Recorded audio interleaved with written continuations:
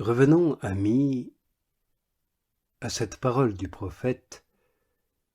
Il choisit la crème et le miel. Nous avons médité sur la crème. Voyons à présent le miel. L'abeille, si elle a un miel très doux, très suave, a aussi un aiguillon très pénétrant.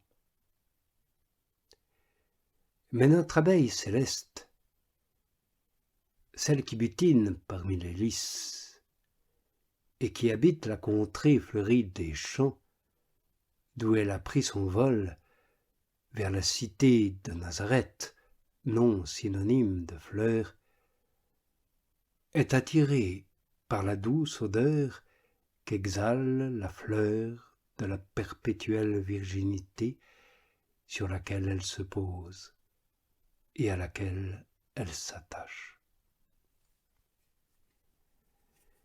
Cette abeille a son miel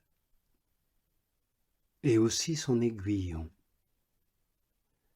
car selon le chant du prophète, elle a en même temps la miséricorde et le jugement. Aussi, un jour que ses disciples lui conseillaient de détruire par le feu du ciel une ville qui n'avait pas voulu le recevoir,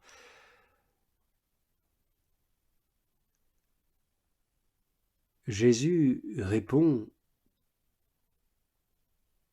Le Fils de l'homme n'est pas venu pour exercer le jugement, mais pour sauver le monde. » Notre divine abeille n'avait point alors d'aiguillon. Elle s'en était comme désarmée. Quand elle ne répond que par la miséricorde, non point par le jugement, aux indignes traitements qu'on lui fait essuyer. Ainsi choisit-elle le miel plus que l'aiguillon. Mais gardez-vous bien d'espérer dans l'iniquité et de commettre l'iniquité dans cette espérance. Un jour viendra en effet où notre abeille reprendra son aiguillon et en fera pénétrer l'âcre piqûre jusqu'à la moelle des os du pécheur, car le Père ne juge personne, c'est à son Fils qu'il a laissé le jugement. Mais quand à présent notre petit enfant mange la crème et le miel, puisqu'il unit en sa personne ce qu'il y a de bon dans la nature humaine et la miséricorde qui est en Dieu, il se montre par là véritablement homme, sauf le péché qu'il n'a point, et véritablement Dieu. C'est donc un Dieu plein de miséricorde, et non point encore un juge.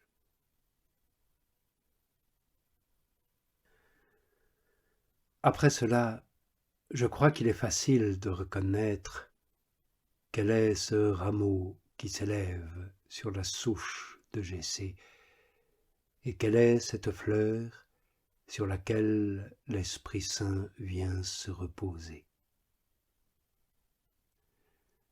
Le rameau est la Vierge, Mère de Dieu, et la fleur est son Fils.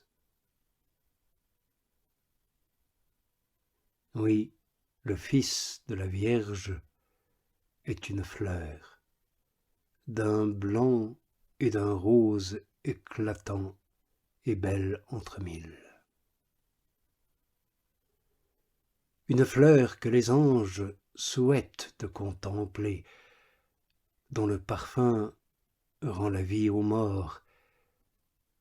C'est comme le dit l'épouse sacrée, une fleur des champs, non des jardins, car les fleurs des champs poussent sans le secours de l'homme. Personne ne l'a semée, personne ne la cultive, personne ne répand un engrais à la place où elle pousse. Il en est tout à fait de même du sein de la Vierge Marie.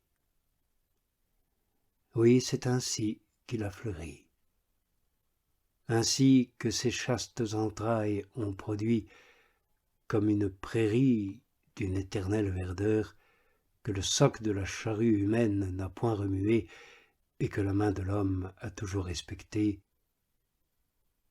une fleur dont la beauté ne doit point se corrompre et dont l'éclat ne se flétrira jamais. Ô Vierge, rameau sublime,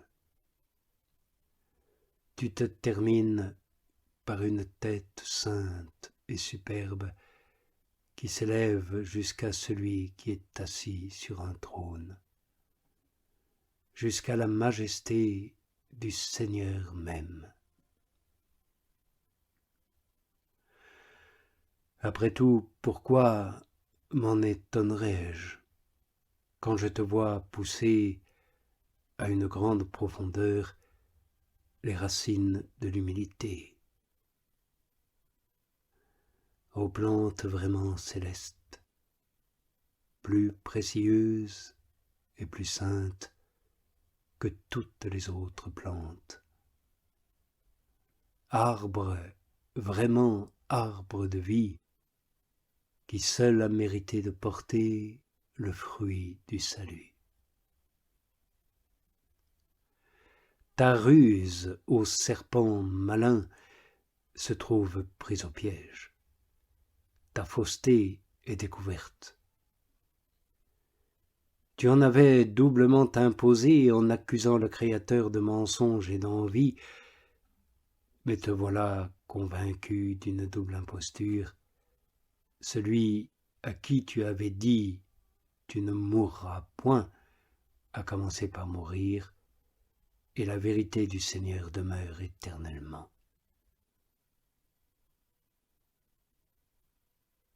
Dis-moi donc maintenant, si tu le peux, dis-moi quel est l'arbre dont il m'a défendu par envie de cueillir le fruit, lui qui m'a donné ce rameau choisi et le fruit sublime qu'il porte.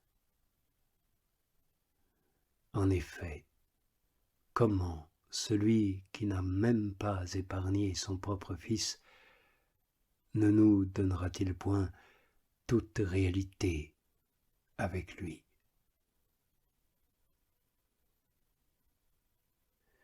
À présent, amis, vous avez remarqué, si je ne me trompe, que la Vierge est cette voie royale par laquelle le Seigneur est venu à nous.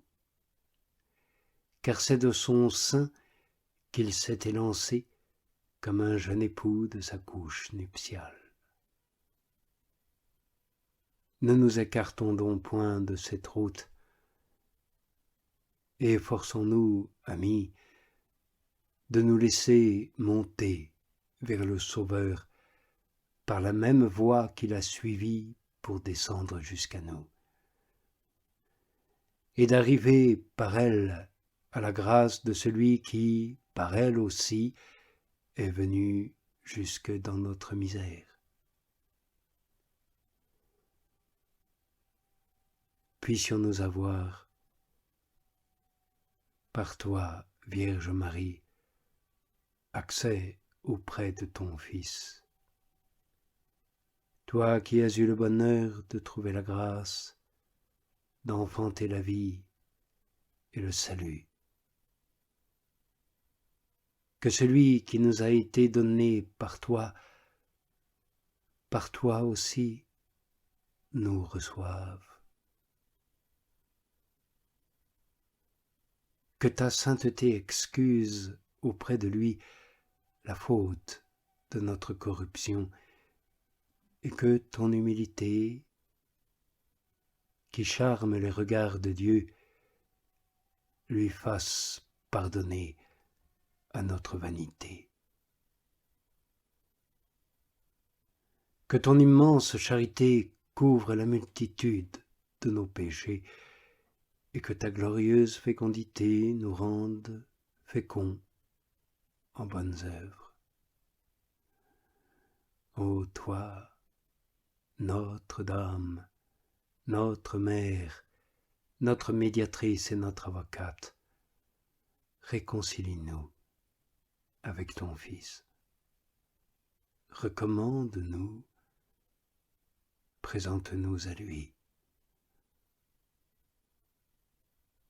Ô bienheureuse Vierge, par la grâce que tu as trouvée, par la prérogative que tu as méritée, par la miséricorde dont tu es la mère, fais que Jésus, le Christ, ton Fils, notre Seigneur, le Dieu béni par-dessus toute réalité, dans les éternités d'éternité, qui a daigné par toi partager notre faiblesse et notre misère, oui, fais que ce Fils nous fasse la grâce, à ton intercession, de nous faire partager un jour avec lui la gloire et le bonheur éternel.